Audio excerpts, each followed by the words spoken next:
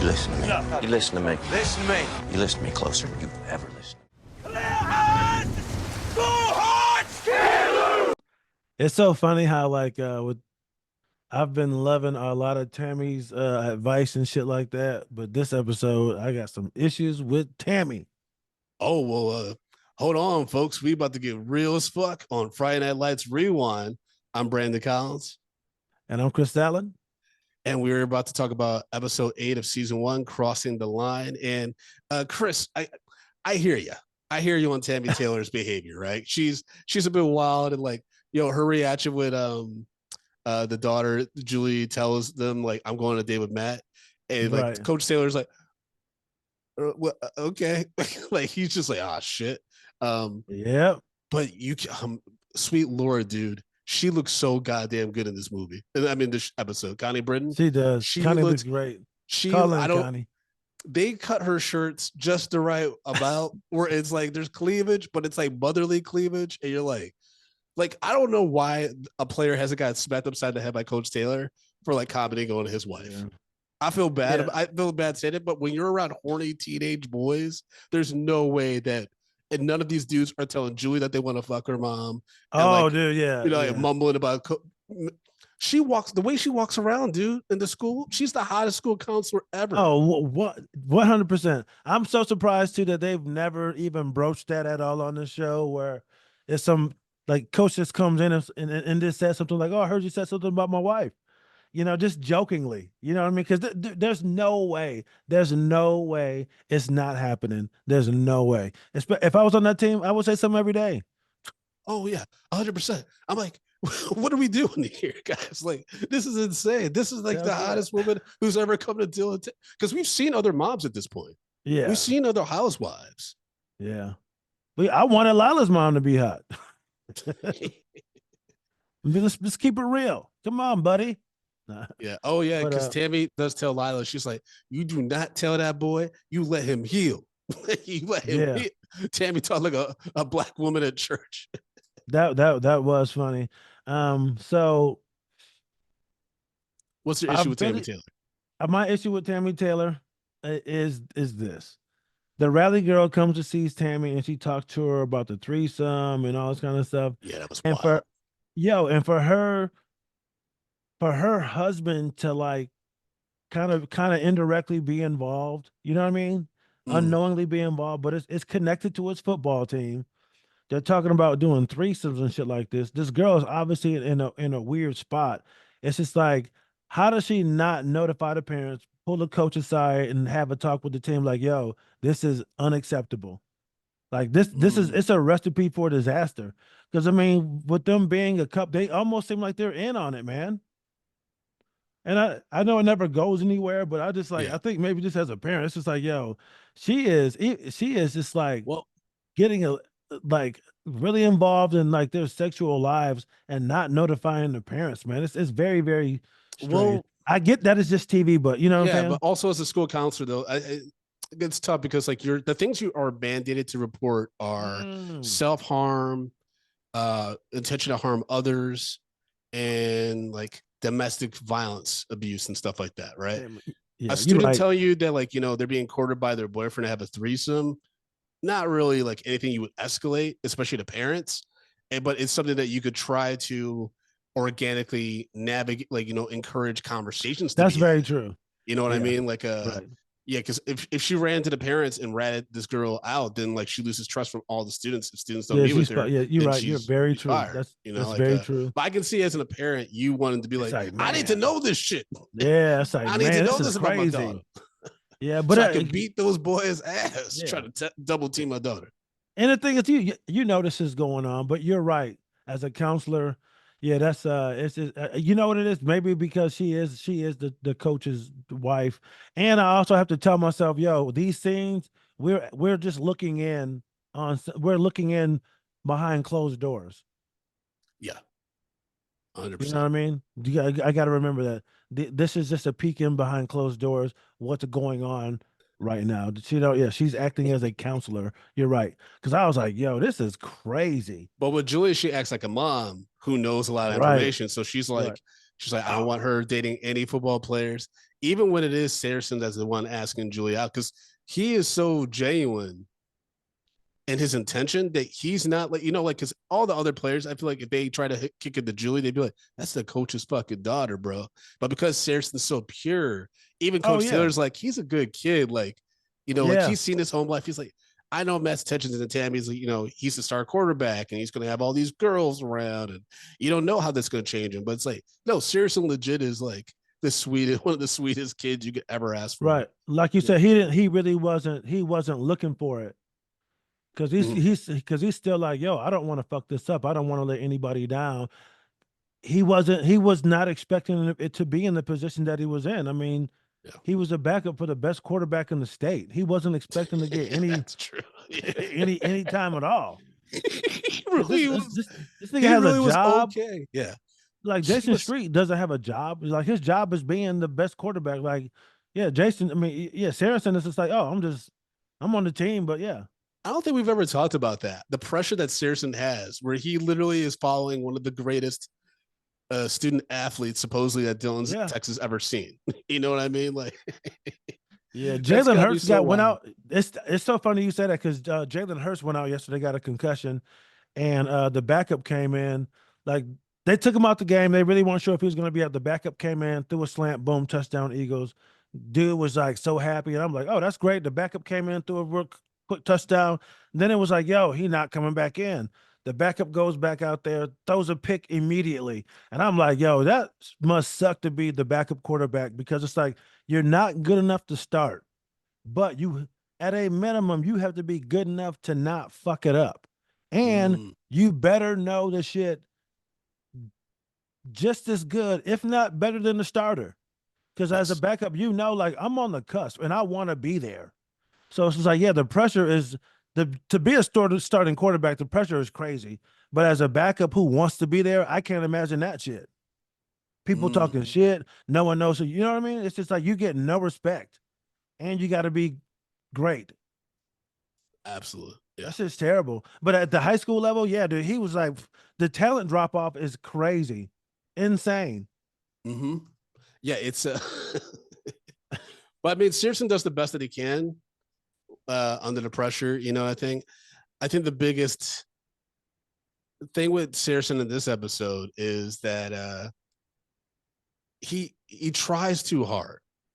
He tries a little bit too hard. Like he's not a natural smooth talker the way that Smash is, because he starts working at the burger joint with Smash, who seemingly does no work at all. But Um, which is hilarious.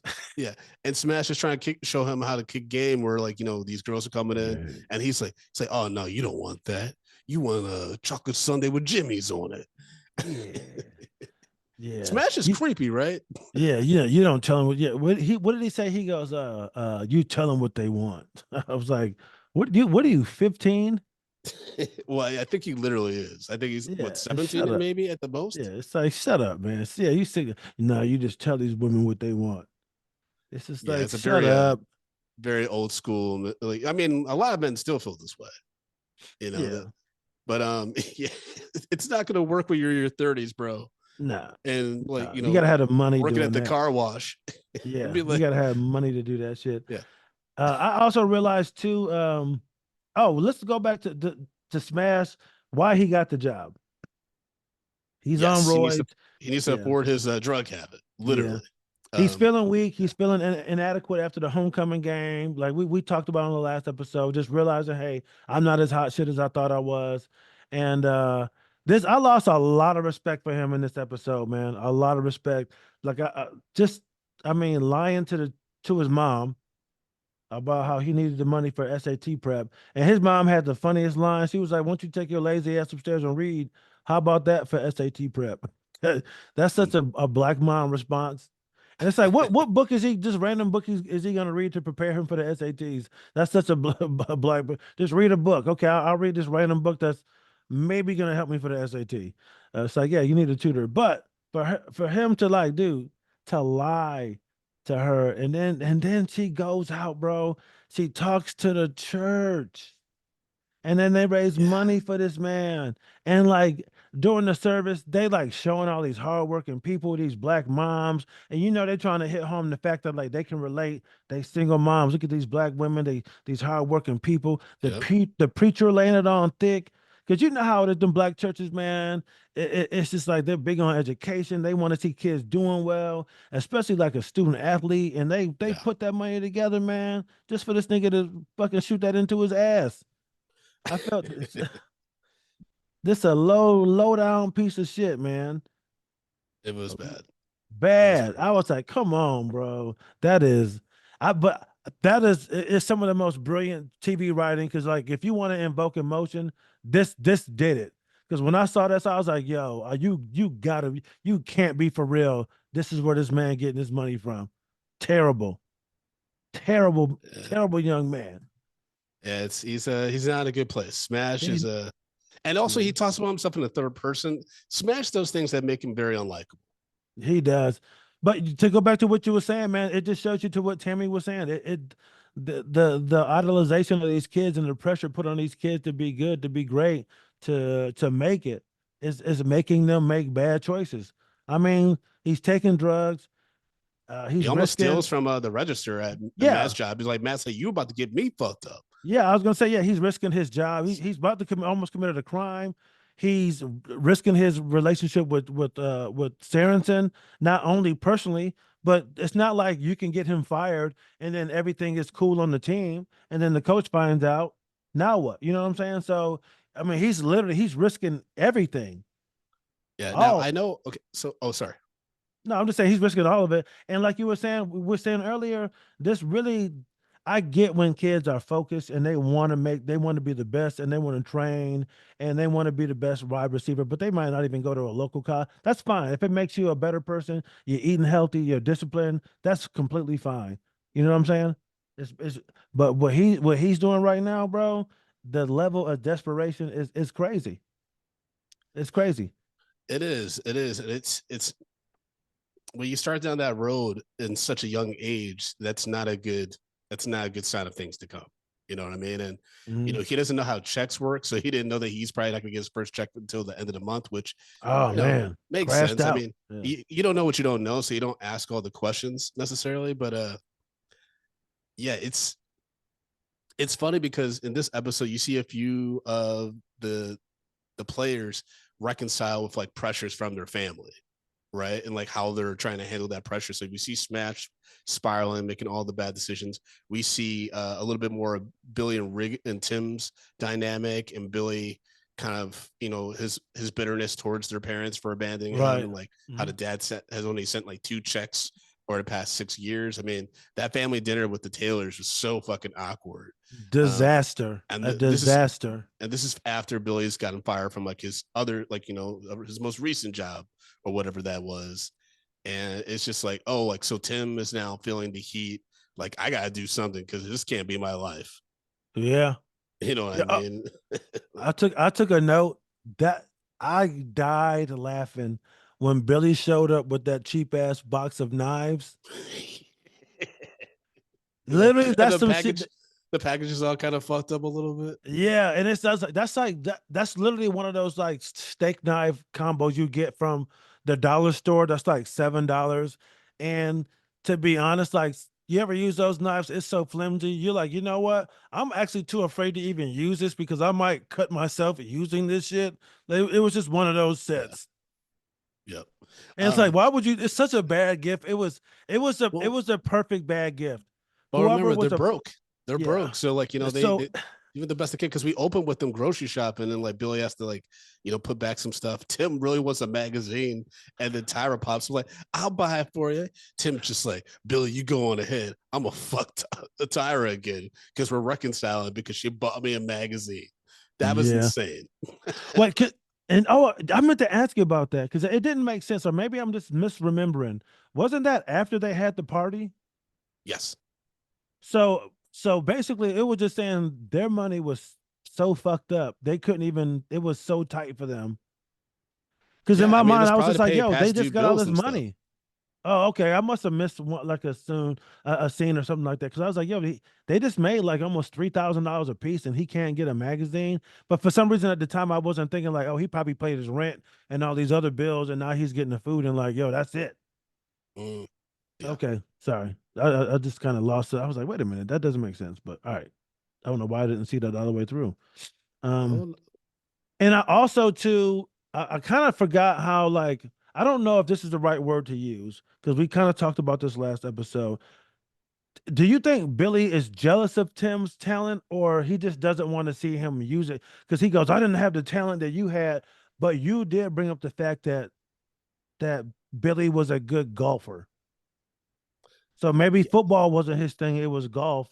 And maybe that's why he doesn't I like think it's a dad. He wider just range. I think it's a wide range of emotions. I think there's some resentment there. I think there's some guilt. I think that there's hope. I think there's a bunch of things that Billy's going through when he sees Tim, and he's trying to reconcile that with also his own life and his disappointment and where his right, life is. That's what I think that's what culminates with that huge physical fight that they have, where they right. breaking glasses in their TV and shit like that. They have a very tumultuous relationship, and clearly the Riggins parents. I mean, even Coach Taylor says it, right? He's like, their parents did a number on them because they're both fucked up, Yeah, they both basically. fucked up. Yeah, because they're kind of telling these like weird conflicting stories about the dad at Well, I dinner and think they're shit like doing that that. to so we don't know how old Billy is, and that made me wonder how Billy's clearly in his 20s. I don't See. know. For some reason, that conversation at the dinner table, like the way that they were like covering for their parents, I was kind of like, I wonder if Yeah. Billy is legally Tim's guardian. Because if not, because remember, Tammy's the school counselor. So if they hint that there's no real legal guardian for Tim, because Tim is still technically a minor, even though he's fucking chicks raw in the market garage, that could be a problem. But I don't think so. I feel like that's not an issue because even what's her name and Shameless, they never really. Well, she did become their guardian at some point. Fiona, I don't know. I don't know. It was Well, because interesting, I know no, let's see. or maybe they were trying to just give the impression that their family's okay too because they're seeing this like white picket fence family in front of them serving them dinner and stuff, and they just felt inadequate. Yeah. Damn, you're right. They never say how old Billy is at all.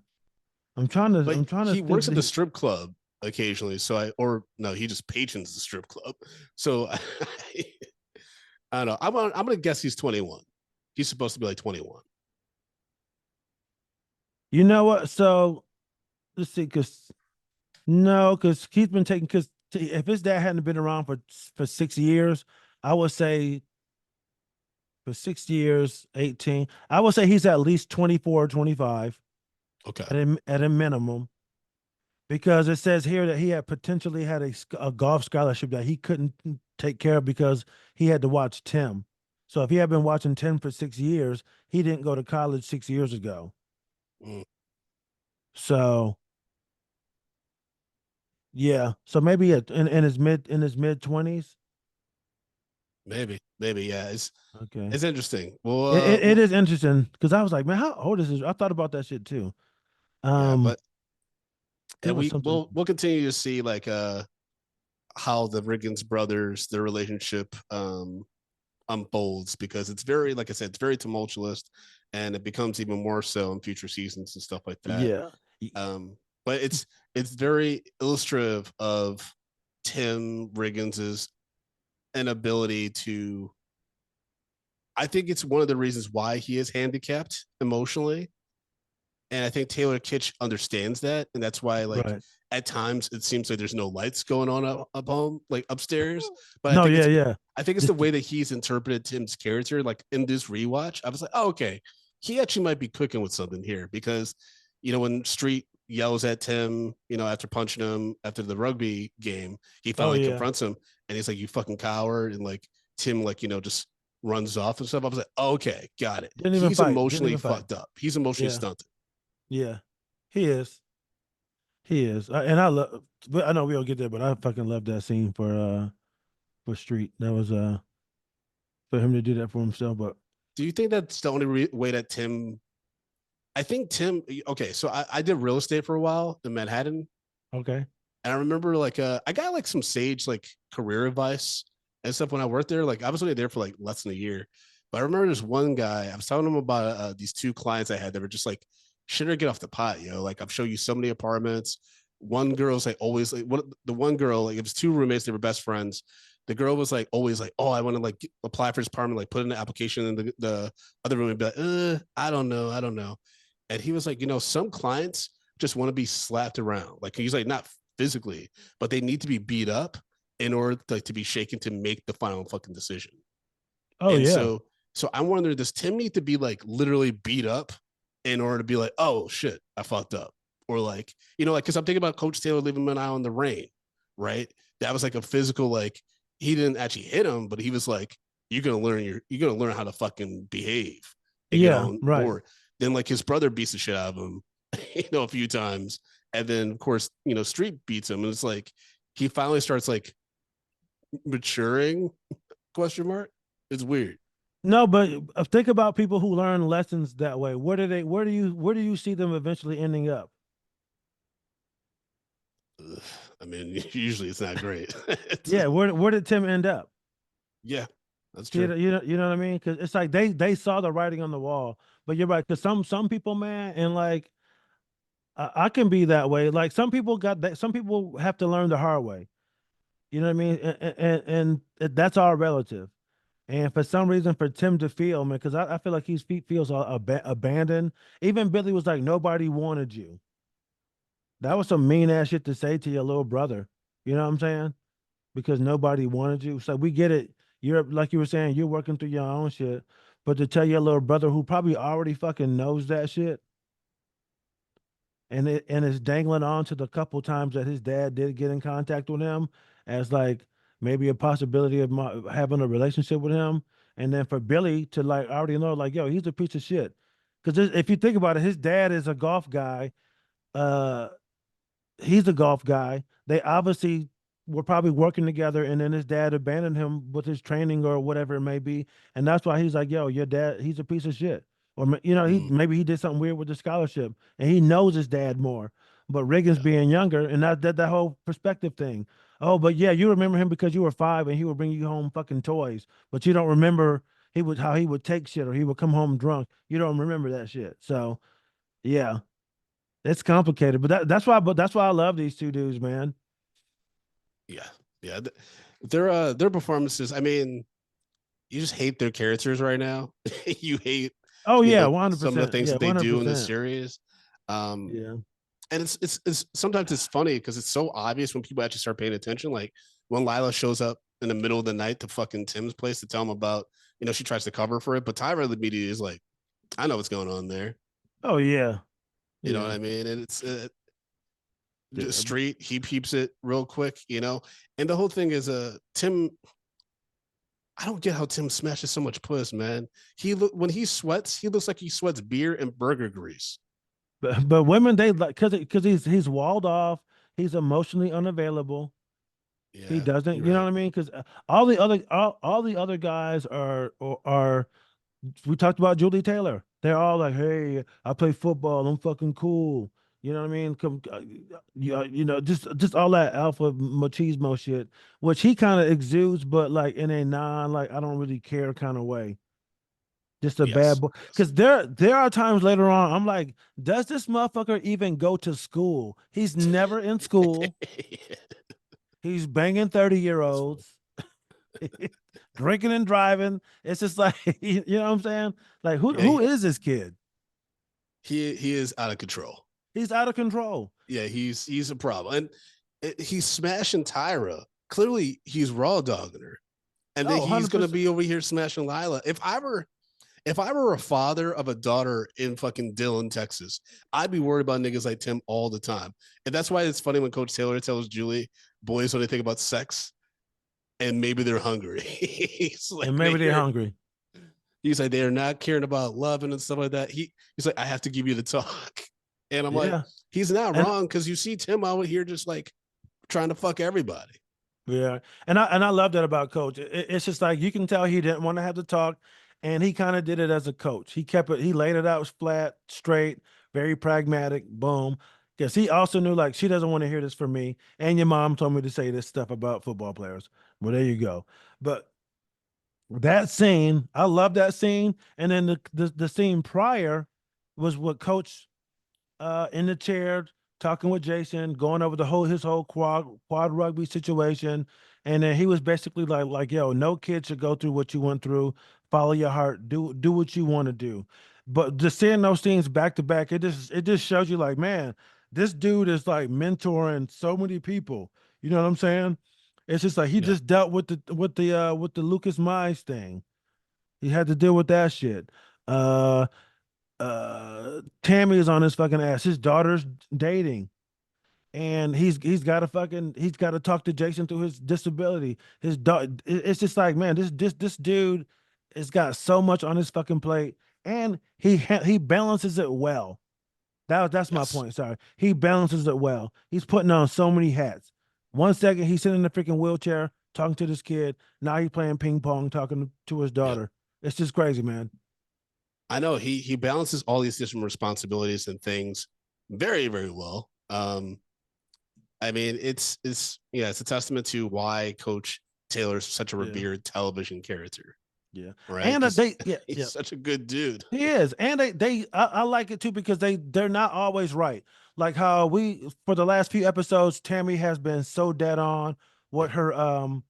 with her Analysis and stuff. advice Yeah. to him, and then like even the stuff with Lila and stuff like that, just talking with the girls about sex and stuff. I think it is a little weird, and sometimes I don't feel like she handles that shit correctly. Well, I But mean, Chris, it's 9 in the morning, and a student comes in saying I my Panther know, wants me to have a three-way. That's gonna rattle anybody. I know, but also I guess I'm also looking at it through 2024 lenses too, because I think we've had Yeah. a lot of conversations about Me Too and all this kind of Mhm. stuff. And I think now it would definitely warrant a conversation. I know she will be a counselor, but I think they would definitely, you don't think they will have a conversation in 2024 finding this stuff out, especially if she was like, especially with the part where she's like, where she says, he said he'll be my girlfriend. Everybody's doing it. I think like stuff like that, that's what that Yes. will get him in trouble. Where I see your point. I that's what I'm just think saying. that there's a huge risk with that. It is. There's a But huge as risk a, as a school counselor with that. yeah. You know But what I you would mean? rather be on the safe side because what if she tells you and then they do this and then there's an assault that takes place and it's like I told Miss Taylor and she didn't do anything and it's just Well, like it's definitely a well damned if you do, damned if you don't yeah, situation. I think it's just her using her judgment you're on right. the player. I think if it was a Riggins or a Smash, there'd be different reasons why Tammy might be like, let me talk to so and so's parents or some shit, right? But because it is a Saracen, even then she's like, I don't like it. But Coach Taylor knows Saracen. He knows his heart. And so he's Right. like I'll have to talk with her, but like I ain't really worried about Saracen trying to make a move on our daughter. He seems like Right. the kind of dude who would like probably ask me, like, do you mind if I fornicate with your daughter? Like he's just such a genuinely goofy, sweet guy.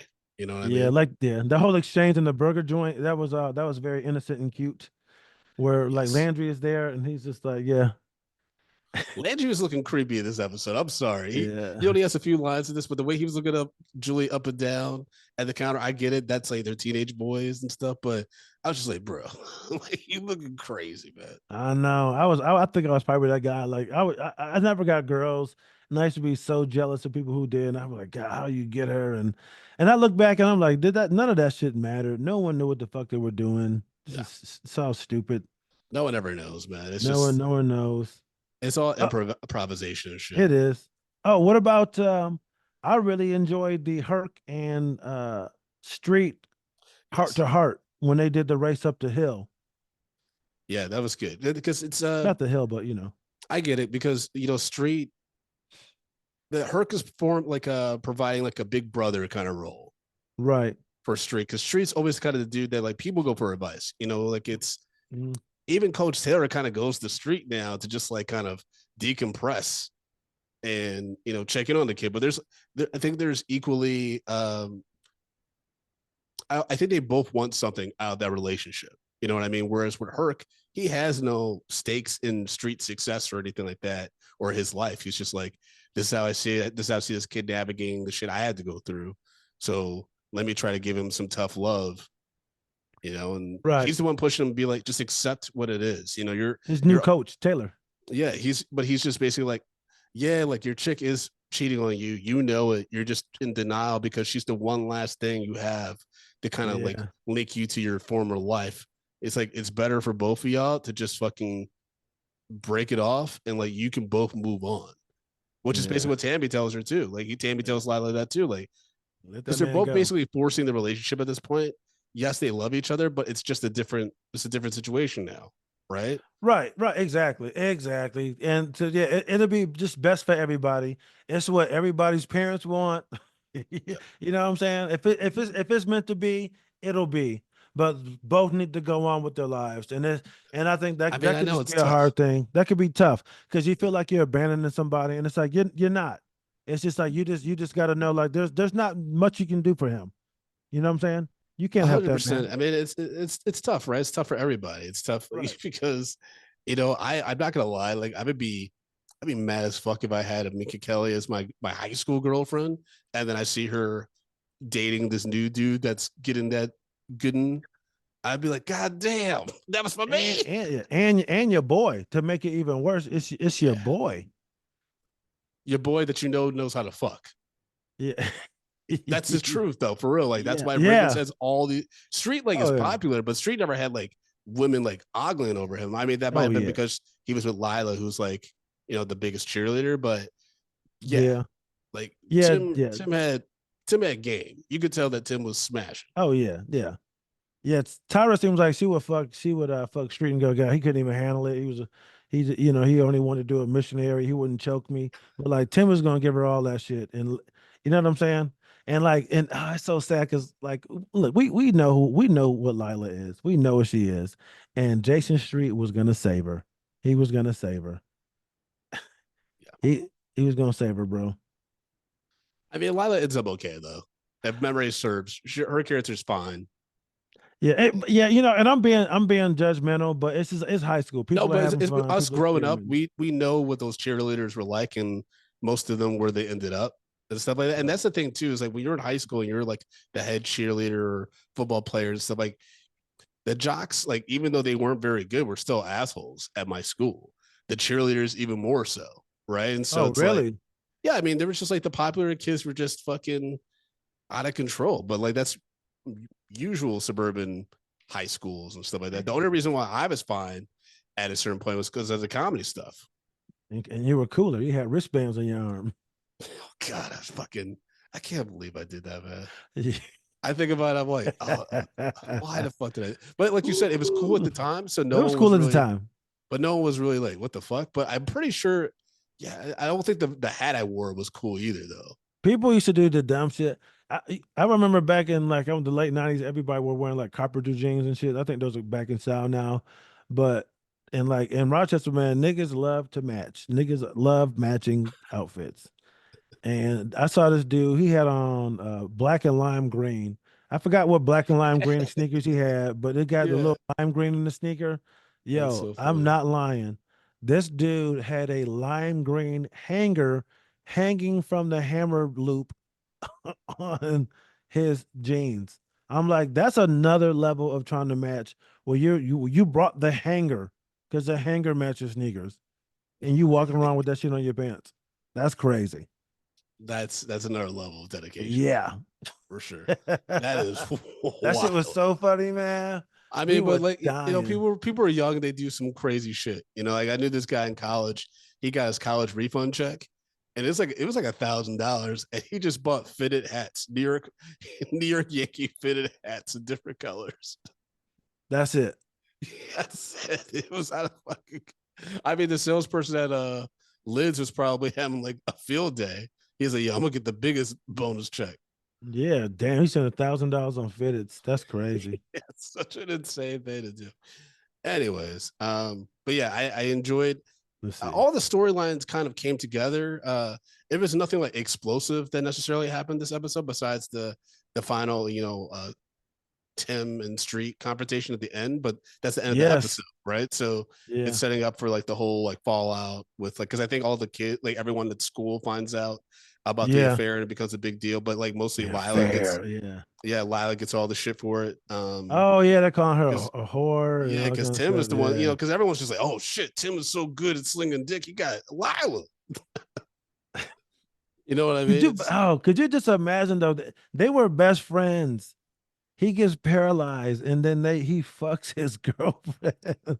It's such a high school And not just thing, though. once, not just once. They were pounding. He is beating that shit down, bro. He was so good. She came to his house in the middle of the night She several times. she and one morning she ran over there. Yeah, that's true. She ran there. Yeah, I mean, that's like Roy Wood Jr. has a great bit about Rose from Titanic, about how Jack blew her back out so good. She remembered that shit like 70 years later. Oh yeah, beat that shit up, man. That's so funny, man. Oh my god. But yeah, I'm just I was so happy for him to just to like figuratively stand up for himself like Yes. that, you know. And oddly enough, it was just like I think the homecoming and then that talk with Herc and I think that all brought it to a head and was like, you know what, you're right. And oh, not to mention, dude, they came to the game together and then they're cheering them on. Like that was so fucked up for them to go to that Yes. scrimmage. Yeah, that was tough. And you know what's wild is like I think again, I talked about this last episode. I think Coach Taylor saw what might be coming.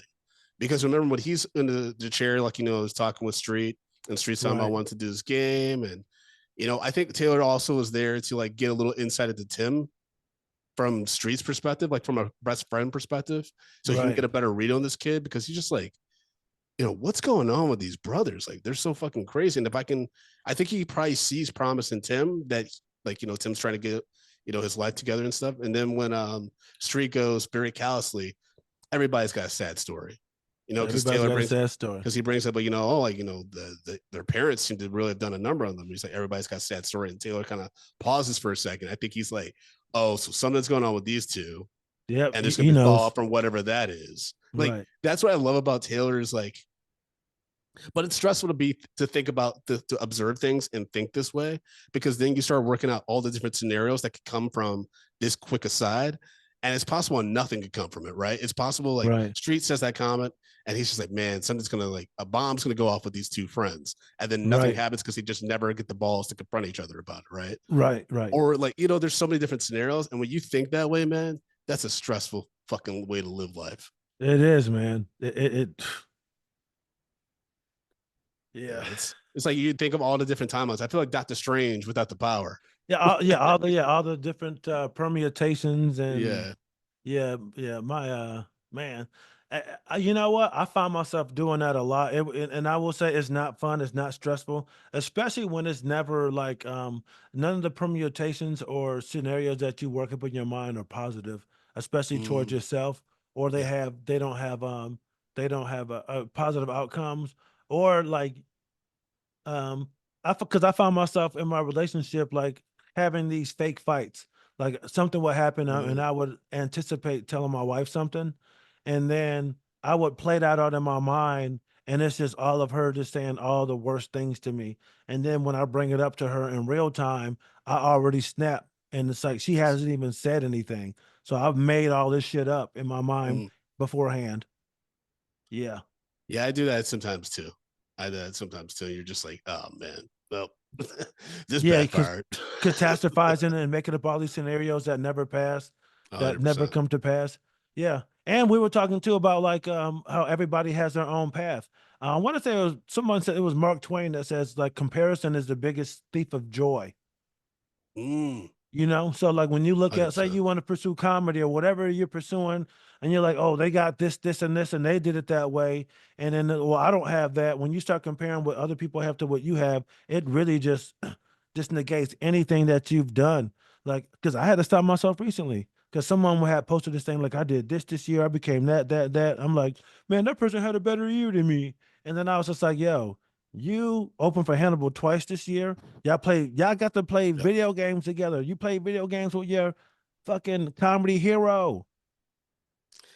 Yeah, but at the You same time, you kind of like that drive, depending on how you digest it and you try to expel it and like address it, because that can put a fire under you, right? Like Right. I always think about Ye when he was like, I would see rappers doing better than me and they had terrible beats or like, you know, terrible flows.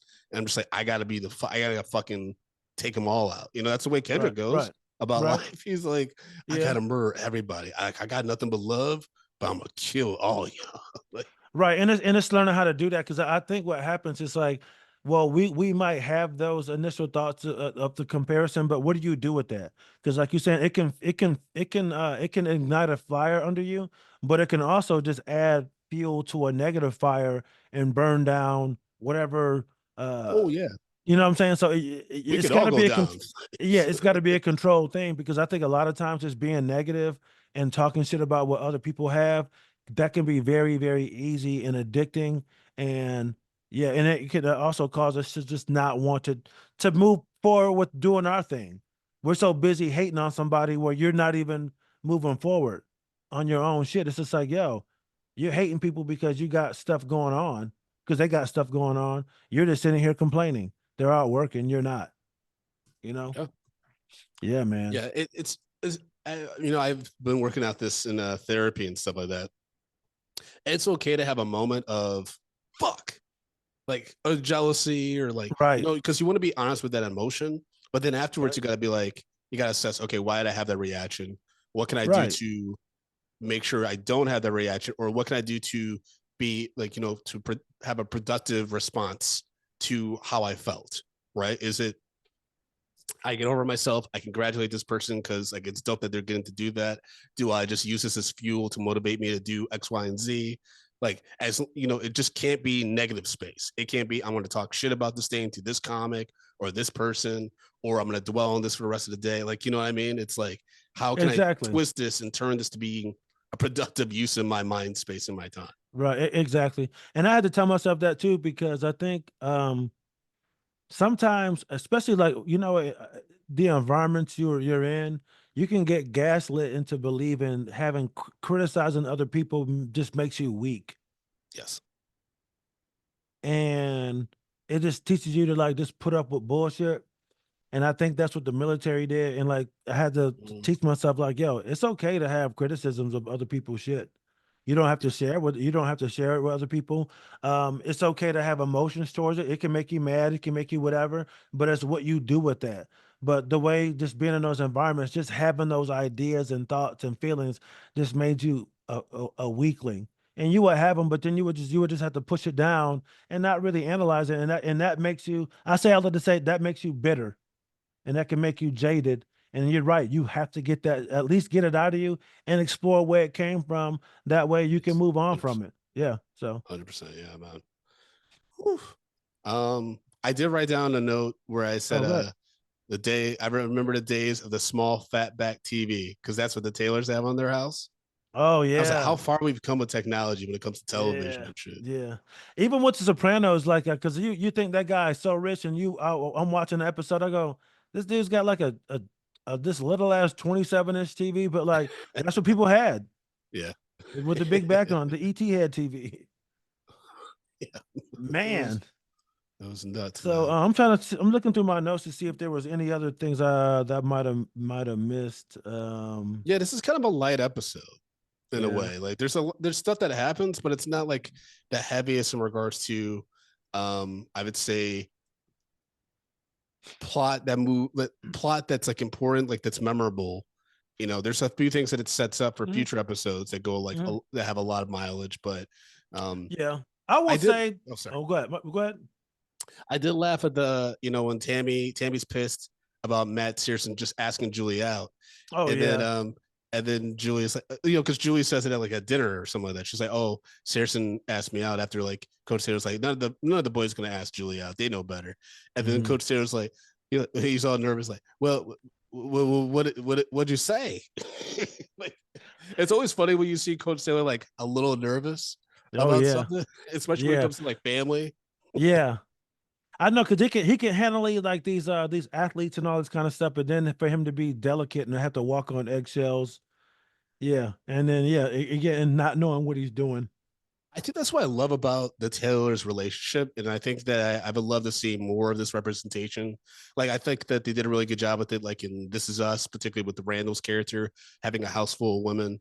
I think it's always good seeing a male authority figure, especially for young men, whose home life is surrounded by women, because you see the way that he softens himself, and that the way he tries really hard to listen intently when he's at Right. home and Right. connect and not just be. And he's not when he is at home, he's very present, and that's something that I'm trying to really work on, especially as like Mhm. a husband and a partner to my wife, is like being as present as possible. Right. Yeah. And Yeah. I And they're appreciate them not. showing that. Yeah. Yeah. And I really like the fact that they're not perfect. Because Yes. he messes up with the oh, he didn't tell her about the barbecue thing, and like there's things later on where even her working at the school without really discussing it with him before, like that's a big thing too. Oh, she And I did think that bring it up, but actually she yeah, but did. that I think to that point, I get a Yeah, I little think that's great. frustrated with the show and how it does portray black love and black relationships, because in this same episode, we're talking about how deep that Taylor relationship is, and Coach Taylor being vulnerable around the woman in his life and stuff. Right. And then we see Smash dismissing that his girl that he goes to the burger joint with. He's like, you Oh you yeah. walking home.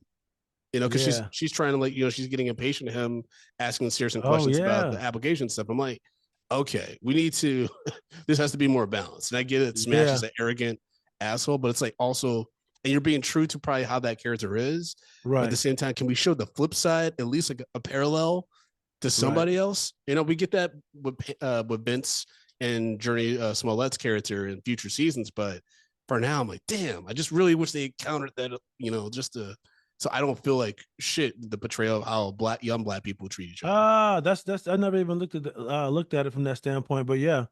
Because I did not notice. I was like, is that his sister he talking to like that? Because I was like, that's crazy. I go, that's got to be his sister. But yeah, I because I can was like, but I don't think it is, because I know he I has didn't think it two. was. Yeah, he Yeah, has two younger sisters. because I was like, I don't think it is. But in my mind, I was like, I had to write this off as maybe it's his sister. I don't I recognize her. hope so. I was like, because that's crazy. I was like, because if this is just some chick he's on a date with, that's crazy. Yeah. That'd be I'll wild. also say too, like I get they were trying to show, because we touched on it earlier. Um, when he starts working at the burger spot with Matt, like him like finessing the ladies and shit like that. But I also didn't like the fact that he's not working. He doesn't want to listen to the training and shit like that. But I get they're just trying to portray him as like the ladies' man. But also too, it's just like this comes across as like he's being the lazy, don't want to work. I don't know how shit really. I don't know how the real world works. Black kid, you know what I mean? Yeah, and I But think that that's where when we talk about the black representation, it's interesting where this show does go right. eventually with it. But yeah, that's definitely a growth area for Friday Night Lights for sure. And I think Mhm. we were texting last night. You told me that you were watching a movie for the first time, and I think we'll do like probably maybe like the last episode of this podcast. We'll do a movie review of the Peter Berg movie that takes place in the '80s. But in that movie, the reason why I told you it's like mad sad is because of the Booby Miles storyline. It's very similar in a way to Smash, in Mhm. that Booby basically he can't even read the letters he's getting from colleges trying to court him. Like, he's illiterate, right? Yeah. And so when he loses his leg, when he's like, crying to his uncle, he's like, what am I gonna do? It's heartbreaking, because you're like, yeah, what is this kid gonna do? Yeah. And that's like the main black character in that movie. And so Yeah. That's so I crazy. yeah, He it's couldn't tough. read. Yeah, He it's can't do anything. Yeah, I that's know, but it's wild. tough watching these Yeah. young black characters go through these things where, like, they're told their life lives and ends with football, Mhm. and that's the ticket out. And when you think Right. that you only have one option out of your circumstance, it makes it real hard when that shit doesn't pan out. I know, man. I watched that Last Chance U, and we talked about this Yeah. before, and it's like, bro, yeah, I want to be like, you're not making it to the league. You got to see that. But I also don't want somebody to like watch my special and go, you need to stop doing this. It's tough, right? It's tough because just like But come on, it's everyone just has like, a dude, you got two felonies. You got 5 kids. You're not going. Come on, man. it's really tough. I mean, it's like it's not impossible, but you have to change a lot of behavior. Yeah, it's a lot of things in order. Right, and that's the thing too. It's just like you're not doing what you need to do to make it, bro. Well, that's like, I just recently did a podcast where I talked about like my strange relationship with my mom. And I'm like, I love my mom and I'm definitely open to restarting some type of relationship with my mom. But what I need from her now, and like, the way that I've been going through therapy and the changes I've made to my life and the people I've welcomed into my life, it's going to require her to do so much more hard work that she already wasn't willing to do. That it's like, it's not, like I said, it's not impossible. Right. But you have to go beyond even the level I initially set for you that you were like, fuck that. You know what I mean? Like, yeah. and that's a outlier. Did she say is she willing to do it, or are you just saying that's where it is? I mean, that's just where it is. Okay. I'm not trying to open myself up yet to I got you. whether or not that'll pan out. But like, I'm just like, I know now, like you already know. I already know like what I need now is going to require even more vulnerability and honesty. Like, you know what I mean? Than I was asking for before that calls for that. So it's tough, man. Yeah, it is. I'll tell you this real quick. This was I had this realization with my mom a couple days ago. So we were talking about the stuff I had worked out through my therapy as well, and I just kind of got to the root of why I felt the way I did, and some things I felt like went wrong in the parenting. And she was like, just tell me some things that we did good. I want to hear some good things. Can I at least hear some good things that I did? And I was like, it's so funny. I go, because that's all I wanted when I was 13, was just to hear some of the good things that I was doing. Yeah. And here we are. And that's just like, I'm over this stuff. I'm just telling you, these are the things that I spoke to my therapist about, and I'm over them. But yeah, I just want to hear. It's just like, yeah, I did a great job. And it's just so funny that the shoe was on the other foot, that she wants to hear the good things that she did as a mom and as a parent. And yeah, that's all I wanted to hear. Yeah, I'm always wanting to do that too. I'm always wanting to say like, the great things that my mom did, because otherwise I wouldn't be the man that I am today. But I am the man that I am today because I went through some shit that I had to figure out myself. Right. And that's also like incredibly unhealthy. And I've developed some habits and things like that aren't great, that I'm constantly working on. But if I hadn't done that work, I could be a different Brandon. I could be renowned serial killer Brandon Collins struck again. You know what I mean? Those headlines could be way different. You know what I mean? Way different. Yeah. Not saying that I have I have that desire, but I'm just no, but yeah, you understand. Yeah. And it's just and I'm telling myself now, like going through all this stuff and looking at my childhood and talking to my mom and reflecting and listening to her thoughts on things. I'm just preparing myself like, hey, I'm gonna have to do this, and God knows when with my son. Hey, I didn't like this, and all I can do is like learn to like give people grace and learn to listen and not make the same mistakes over and over again. You know what I'm saying? 100%. Yeah. So, folks, we got to start breaking down this episode. So, folks, as you know, on Friday Night Lights Rewind, we do an on the bench recommendation, which is for a character or actor that's just done such egregious behavior or given us such a weird performance that we have to put them on the bench. So, Chris, for episode 8, Crossing the Line, who's on the bench for you? All right, we already talked about Tami, and I understand she's a counselor, and there's a line. So, but one person I'm definitely benching for a awful acting, Lila Garrity, Minka Kelly, the whole crying on the stairs. It was so bad. She stinks. I hate it. Yeah. That was just I'm benching her for that. You're benching Minka Kelly for her performance. Got it. I'm benching that. I can't. That was fucking awful. She's such a terrible actress. Yeah. Well, I'm benching Smash Williams for his egregious behavior and almost getting Matt caught up in that shit and getting Matt fired from the one job that he's had steadily, and his words really hard for. But yeah, the Smash is just spiraling. He's just taking people down with him, and he's just building up the guilt internally. It's going to explode at some point. But I do agree with you. Minka Kelly, I was like, man, why isn't Minka Kelly a bigger star? And when I see performances like this, I'm like, oh, that's why. She sucks. Yeah. She's not good. It's not great. MVP character. MVP, episode, which is separate from our game ball for performance by actor. So Street, Jason Street. Jason Street, MVP again. Yes. Okay. MVP for Street. I just feel like wait, let me make sure this is the but this is episode, yeah, for him standing up to them, man, and realizing that he's better than that. He didn't have to put up with that. Sorry, I don't know. I was looking at the wrong notes. So I absolutely he's my MVP, man. He's realizing his worth, and that he still can do great things, and that these people who he thought were his best friends betrayed him, and he can't put up with that, especially not now in his life. His fucking body betrayed him. Now his friends, fuck that. That's fair. That's fair. My MVP character is probably going to. Okay. Oh, This is interesting. it can be tough sometimes. Yeah, I'm gonna go with. I was gonna go with Matt or Julie, and I think I'm gonna go with Matt. The reason why I was gonna go possibly with Julie is because Julie, despite her parents going heavy-handed with basically trying to deter her from dating a football player, she sees some good in Matt and decides to go on a date with him. But I'm gonna give it to Matt just because Matt, despite his reservations, still helps get Smash a job. He is very genuine in how he courts Julie, and he also stands up against Smash.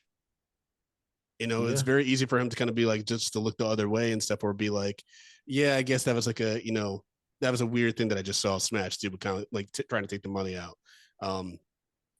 Yeah, That's a great one. I like Matt in this episode. Game ball for performance though, I think goes to, I would say, Scott Porter and his determination to play the rugby game, to finally have the confrontation with him. He just, again, he has to balance so many different things and still makes Jason Street a likable character that I think he just succeeds. He just constantly is killing it this season. I don't know. Let's see. I don't know who played Herc. The actor, his name is Kevin Rankin. Kevin Rankin. Just because, I think Street. I think he pushed Street to do the things that he did do. I think that heart to heart, on in the hallway, them falling down. I thought that was a big bonding moment when they were screaming for the nurse to come get them. Yeah, that But was I think that was a great moment. I think Herc really pushed him to go just over that ledge to go, hey man, I get it, but you gotta fucking move on. And I'm not taking anything away from Jason because yeah. you can lead a horse to water, but you can't make him drink. And I think he let him there, and I think he knew it was in him. But yeah, so that was tough for me. I was like, who really deserves this fucking this MVP slash or game ball? So yeah, I think Herc was fucking great, man. I think the acting was great, and just man, I can't lie. This was, for me, him playing the rugby was way more emotional than seeing him wheel back out on the court. I watched the episode this morning and I got a little choked up. I was like, oh fuck, man. You see the determination in his face when he was playing that game, the quad rugby game. Yeah. Yeah. And I just, yeah, that was fucking great, man. Great episode. Okay. Dope. All right, folks. Well, that's our. Oh, wait, we got to do our final score. And we score these episodes on a scale from 1 to 10. 1 being a drunk Riggins on the field, just puking his guts out, and 10 being a Coach Taylor Hall of Fame speech, an all timer. So, what's your rating for episode 8? I will give this. Man, how do you feel about? How much influence do you think a moment can have on an entire episode? Could it how many points can you say? You know what I mean? Because I felt if it's powerful enough, I would give it a lot of weight. I will give the episode probably a 6. Okay. But with the whole thing with Street saying fuck you to both god damn it, I smoked before the show. I'm so sorry. Street going off on his two on Lila and on Riggins. Riggins, yeah. I'll give it an 8.5. And that's my total. I think the fuck you at the end, the punch in the face. I don't want y'all in my life. It bumped it up 2.5 points for me, man. So 8.5 Yep. in the end. Okay. Okay. I'm gonna give this a 7. Okay. I'll give it a 7. It was a perfectly fine episode. Some really great, powerful moments. But it just, this follows Homecoming, episode 7, which is such a great fucking Friday Night Lights episode that it's just a hard one to follow. So, but a solid 7 ain't bad. That's good. Yeah. You don't think like him coming home and then him finally saying, I know about y'all. Fuck it. I don't want to talk to y'all anymore. That's not like that doesn't add anything.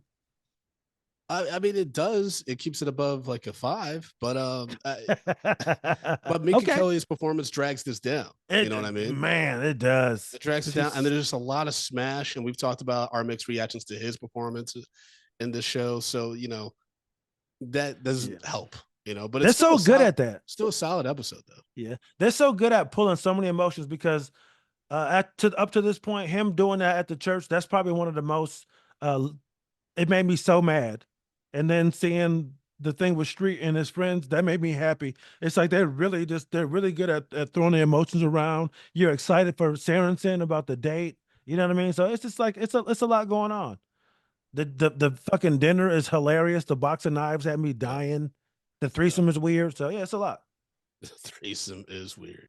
All right. Well, Chris, let the people know how they can follow you and keep up with your other projects, man. Well, you can find me on all things social media at Chris Allen Comedy. Check out my new podcast, The New OGs, that I do. So it's on Instagram at The New OGs. And yeah, I'm working on the website. Check out my special on YouTube. Gotta be honest. That's it. Have a good one. Okay, folks, you can follow me at Frodo_Blackens on Instagram and Threads. You can follow the show at Friday Night Lights Rewind on all social media platforms. And if you're watching on YouTube, be sure to push that subscribe button. And yeah, let us know what y'all think of these episodes. Leave us a 5-star review on your favorite podcast application. We'll read it on the show. And yeah, I got another podcast, Meeting Popcorn, where I review movies and shit, and it's Rotten Tomatoes accredited, which is weird. It's dope. Mediapopcorn.com, or you can find it on all your favorite podcast apps. But again, leave us a 5-star review for this podcast, Friday Night Lights Rewind. Let us know what you think of it. And yeah, we'll talk to y'all next Friday. Clear eyes. Full hearts. Can't lose. Can't lose. My bad, man. Unless you're high as hell.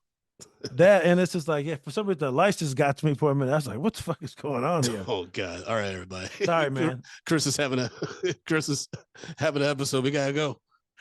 Talk to y'all soon. I'm sorry.